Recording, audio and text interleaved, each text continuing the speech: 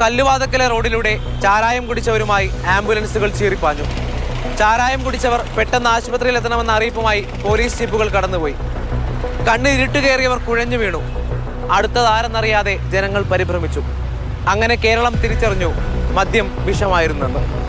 31 മരണം, കാഴ്ച നഷ്ടപ്പെട്ട 6 പേർ, ആശുപത്രിയിൽ ചികിത്സ തേടിയ 500-ലധികം ജനങ്ങൾ. കല്ലുവാതക്കൽ വിഷമദ്യ ദുരന്തത്തിന് ഇരയായവരുടെ കണക്ക് ഇങ്ങനെ നീളും. അന്വേഷണം ചെന്ന് അവസാനിച്ചത് ചിറയൻകീഴ് പണ്ടകശാല സ്വദേശി മണിച്ചൻ, കല്ലുവാതക്കൽ സ്വദേശി ഹൈറുനിസ എന്നിവരിലേക്കാണ്. കല്ലുവാതക്കൽ ഹൈറുനിസ എന്ന താത്തയുടെ വീട്ടിൽ നിന്ന് വ്യാജമദ്യം കഴിച്ചവരാണ് മരിച്ചു വീണത്. ദുരന്തം വിതച്ച വിഷമദ്യം എത്തിച്ചത് മണിച്ചൻ എന്ന അബ്കാരിയുടെ കേന്ദ്രത്തിൽ നിന്നാണെന്നും തിരിച്ചറിഞ്ഞു. ഇരുവരും സഞ്ചരിച്ചത് ഒരേ വഴിയാണ്. മണിച്ചൻ ചാരായം നിർമ്മാണവും ബാർ ലേലവുമായി അളവറ്റ സമ്പാദ്യം സമാഹരിച്ചു. താത്തയാകട്ടെ ഹോട്ടൽ സംരംഭം ഉപേക്ഷിച്ച് വാറ്റുചാരായ വിതരണ കേന്ദ്രം തുടങ്ങി. മാസപ്പടി നൽകി ഇരുവരും ഉദ്യോഗസ്ഥരെ വരുതിയിലാക്കി.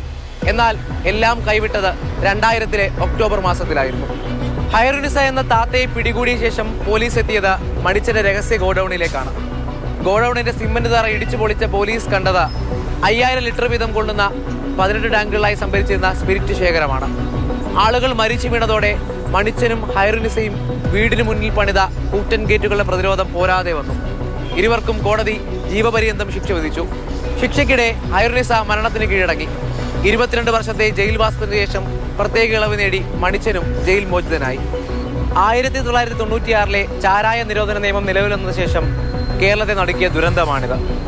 കല്ലുവാതക്കൽ എന്ന സ്ഥലപ്പേരിനോട് ഒരു ദുരന്ത കഥ ചേർന്നു നിൽക്കാൻ തുടങ്ങിയിട്ട് ഇന്ന് 25 വർഷം തികയുന്നു.